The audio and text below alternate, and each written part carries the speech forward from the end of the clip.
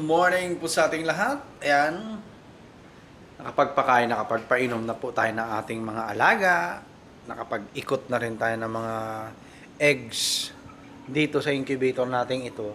Pero dito hindi pa po, no? Gawa natin ng content para at least makita ninyo, no, kung paano mag-ikot ng itlog sa DIY incubator na walang roller, no? Walang roller. Okay, yung mabilisan. Alright? So, ito wala problema dito. Pindot-pindot lang yan ng plus sign eh.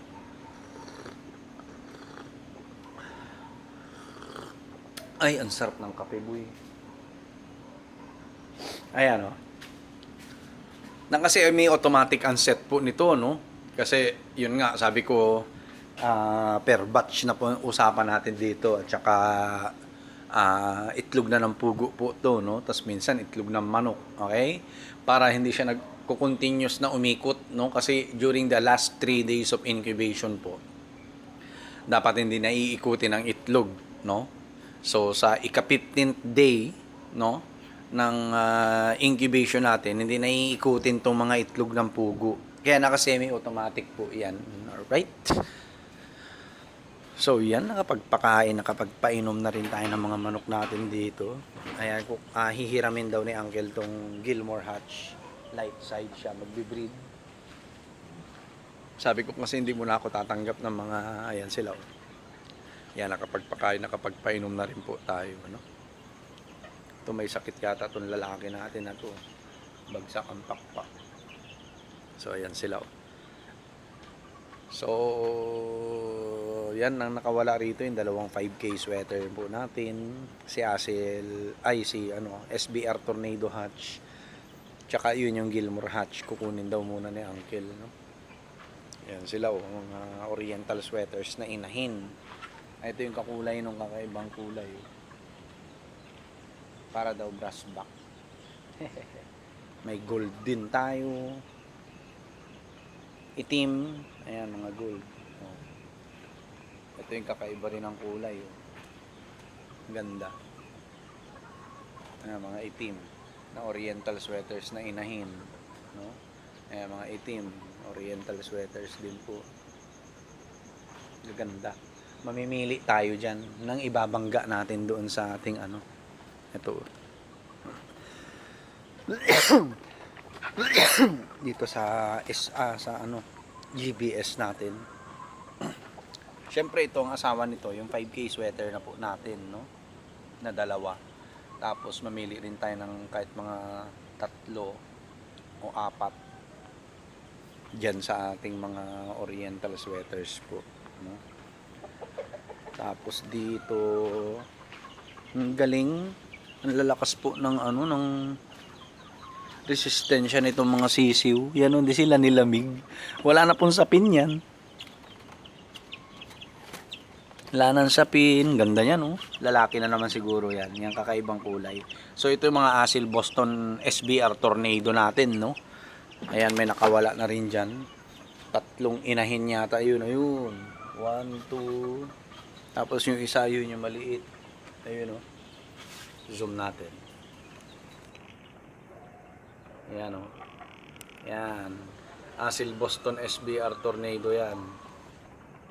Tapos, ayun yung dalawa doon. Zoom natin.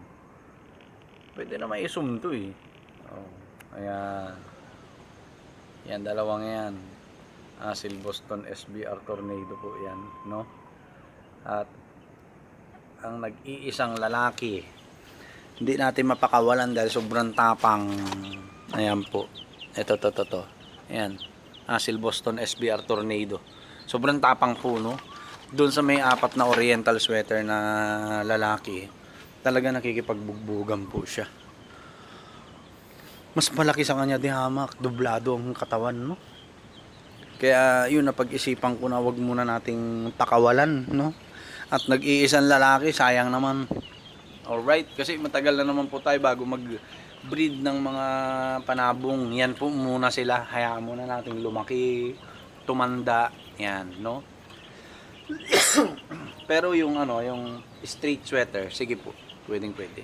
Pambenta na din, no? Straight sweater. So ito naman po yung ating mga quail breeders. So nagpo-produce na rin po ito ng mga fertile eggs. Kaya kung gusto niyo po magsimula ng quail farming pero bagsak ang puhunan ninyo, mababaw ang bulsa, pwede po kayong bumili sa akin ng fertile eggs. Yan, 5 pesos each. 100 pieces ang minimum po natin, no? Walang 90, walang 50 pieces, 60 pieces. Ngayon po is 100 pieces po na. 100 pieces po na.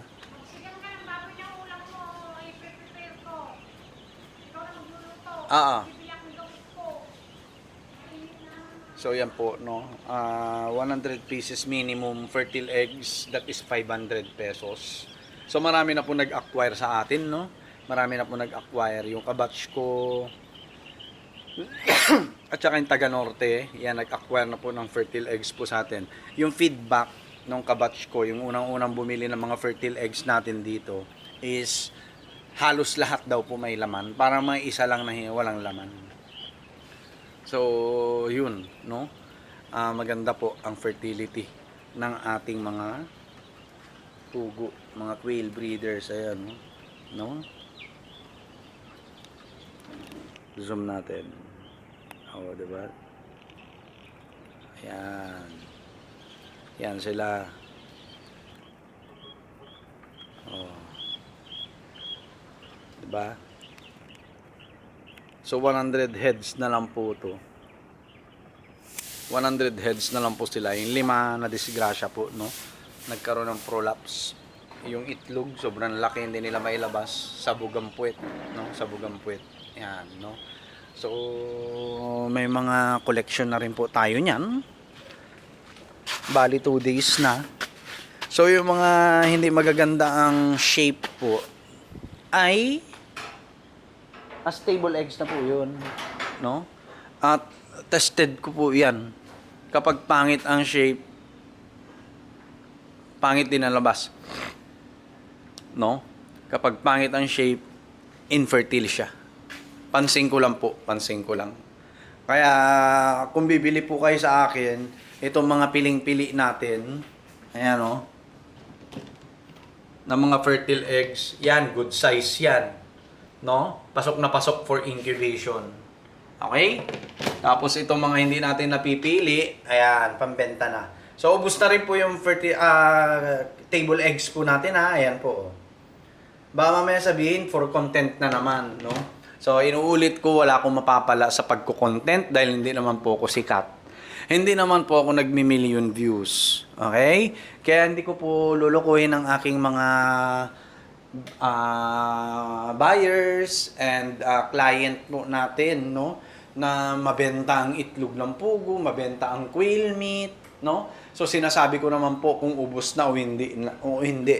Ito, itlog na ng manok po natin to, ay ng pugo natin to. Yung galing po kay Sir Sandy Madamba na 2,000 pieces is ubos na po. Okay, ubos na. Kagabi lang official na naubos yung kinuha ni Kuya Alan, no? And then sa quail meat, eto kita na natin to. Bali 7 packs yung kita natin, 6 or 7 packs, 200 pesos each. Ayan, no? So 1, 2, 3, 4 na lang po. 4 na lang available kasi to kay ading ko, hindi pa bayad. Alright. So, yun po, no? Wawalis muna ako dito sa paligid. Tapos tititig tayo dito sa ating growing pen 1, 2. Paano natin gagawin natin dyan. And then, ito may plan na po ako talaga rito, no? At kami na ni Awi lang gagawa. So nag-retire na si boss na isa. Okay? Ayokong ganun tao, no? Mas magaling pa sa'yo. Kala mo may napatunayan na sa buhay. Yan yung mahirap, no? Ako po ang ugali ko. Hindi ako nakikinig sa tao. Kahit mas matanda sa akin yan. Kung nakikita ko naman bulok, yung pagkatao, no? I mean, mas matanda nga sa'yo, pinangaralan ka, tambay naman. Never nagtrabaho, palamunin ng magulang. Mahirap yun. Hindi po ako nakikinig sa ganun. Makikinig ako, pero deep inside tatawanan ko lang, no? So, ang gusto kong nagbibigay sa akin ng advice, yung alam mong mas pa sa iyo, no? Ganun po, mas pa sa iyo. Eh, yung isa, sige, gawa na natin ng content para at least may mapag-usapan, no? Gaya-gaya po. Kung ano alagaan ko, alagaan niya. Which is natutuwa ako nung una, kasi gusto ko makatulong, no? Dahil hindi naman siya nagtatrabaho, wala naman trabaho. May skills pa siya gumawa ng mga kulungan, ng kung ano-ano, no? Tulungan ko, no? Kaya kung ano yung ginagawa niya rin, nakakatuwa nung talaga, sa totoo lang. Kasi may nai-inspire ka, di ba? May nai-inspire ka. And, yun, to the point na nag-quail farming business po ako, gusto niya na rin. Tapos, binibentahan ko po ng quail fertile eggs, ayaw. Gusto sisiw na. Sabi ko sa sisiw, may minimum 500 heads, 35 pesos each. Maghanda ka pala ng 18K mo ako sa kanya kung gusto mo ng sisiw. And ayaw, no? Ang gusto per piraso. Walang ganun, boss. Ha? Walang ganun, boss, sa farming business, sa quail farming business. Hindi po siya katulad ng manok na pwede kang bumili ng 20 piraso, 10 piraso. Hindi po pwede. Bakit? Sisirain ko po ang industry. Sisirain ko po yung quail industry. Ganito po yan, ha? Okay? So, sa mga magpupugo, okay? Sa mga magpupugo po, may sinusunod silang presyo. Katulad ng produkto sa mga palengke. Di ba? Katulad ng mga produkto sa palengke. Kung mayaman lang ako, at Chinese style ako na, sige, kahit konti lang ang piso dos. Pero magbebenta ko ng maraming sayote. Yan, halimbawa, no? Mahal ang sayote ngayon. Halimbawa, mahal ang sayote. Sabi ko, sige, mag-angkat tayo, no? 10,000 na truck sa Baguio. Punta mo dito, mayaman ka eh. Kasi bagsak presyo natin. Wala nang bibili sa kanila. Magagalit sila sa'yo. Magagalit sila sa'yo. Kasi, imbis na, yun nga, mahal na nilang nabili, tapos ikaw bigla kang dumating, marami yung benta mo, tapos mababa lang ang presyo, marami magagalit sa'yo pag sobrang baba ng presyo, no? Yung style mong ganon. Same thing din po sa quail farming business. Hindi po tayo pwede magbenta dito ng 100 pieces. Depende na lang, ganyan sa naging case ko kay Sir Sandy, hindi po kasi kinuha tong 100 pieces na to. Sa totoo lang, naswertehan ko talaga. 1% chance na mangyayari po yan. At yun, luckily, nakuha po natin. And then, nag-quote pa siya dyan, no? Hindi raw ako magkakaroon ng ganyan kung hindi dahil sa kanya nakilala ko si Sir Sandy. What? Eventually, makikita ko din si Sir Sandy. No? Yun, sabi niya sa akin, pinabayaan ko lang. Sabi ko, oo nga eh, sir, thank you, ganyan, bla bla bla. Hindi raw ako magkakaroon ng ganito. Pugo. Nung hindi ko raw nakilala si Sir Sandy. Eh, may kausap rin naman ako nun. No? Yung isang may malaking quail farm dito. Diba? So, sabi ko, nakikipagkompetensya to. Gaya-gaya siya na nakikipagkompetensya. Na wala naman. May kukompetensya niya, hindi naman siya nagbi-business. Di ba? Hindi naman siya nagbi-business. Nagbebenta po siya, no, ng mga alaga niya. Pero hindi siya yung large scale na nagbebenta ng itlog, nagbebenta ng mga manok. Paila-ilang piraso lang naman. So, yun nakikipagkompetensya siya na doon ko napansin, no?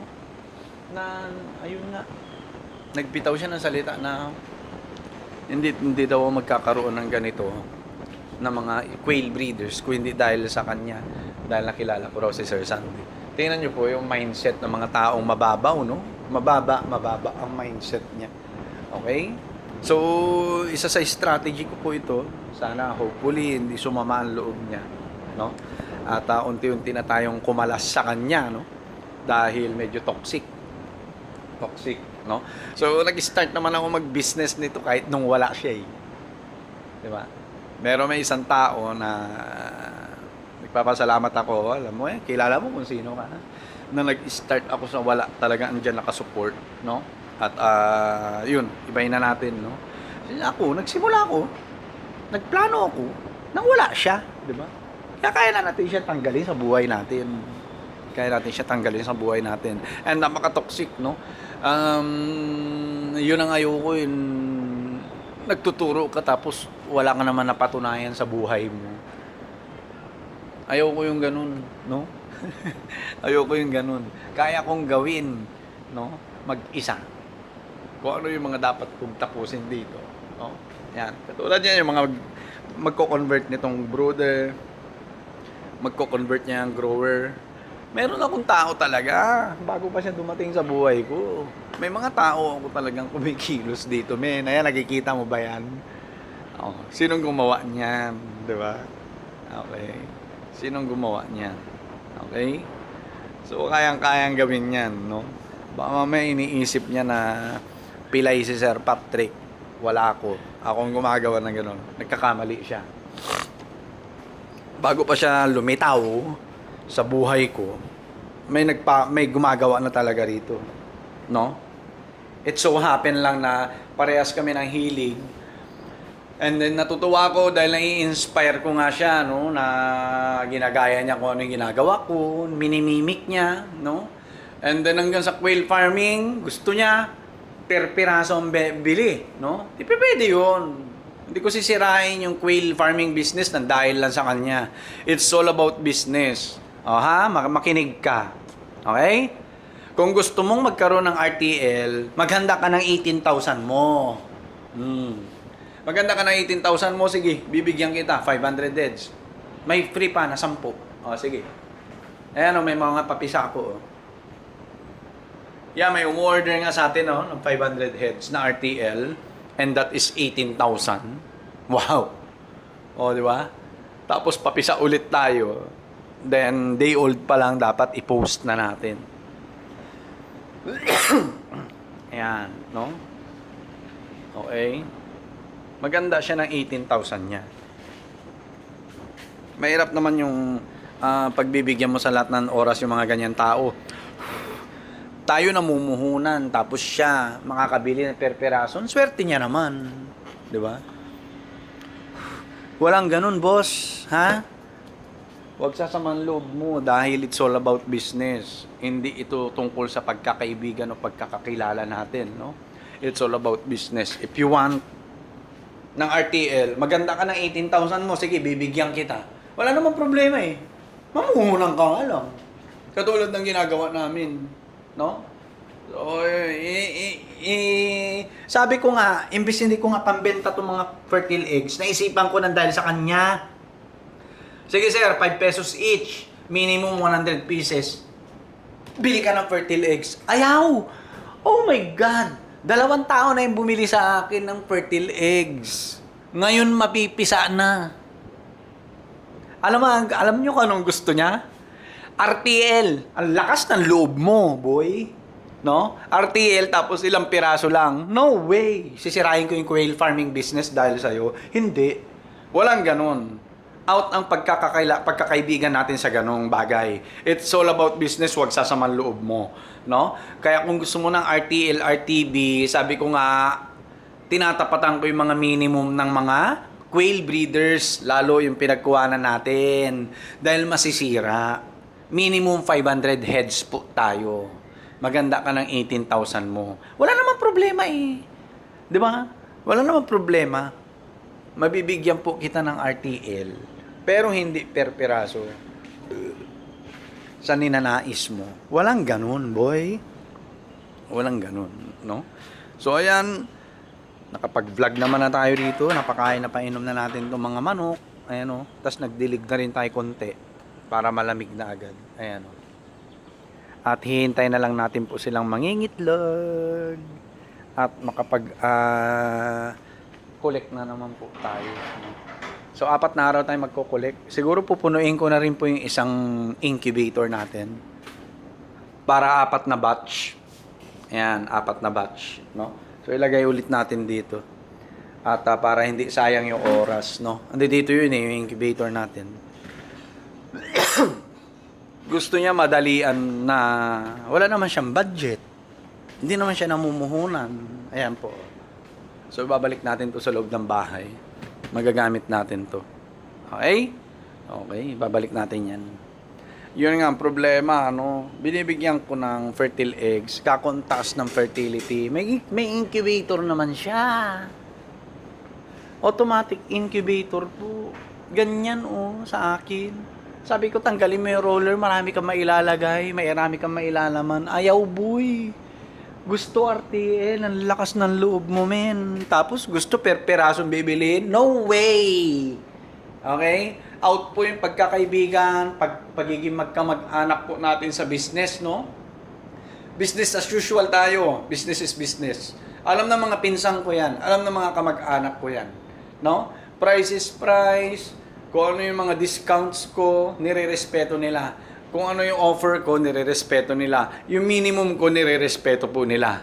Okay? Kaya dapat dun sa mga kaibigan natin at mga kakilala natin, irespeto nyo rin po yung price natin dito. Kasi we are talking about business, no? We are talking about business. And nire-reassure ko naman sa inyo na fresh parati yung mga benta natin. Katulad ng itlog.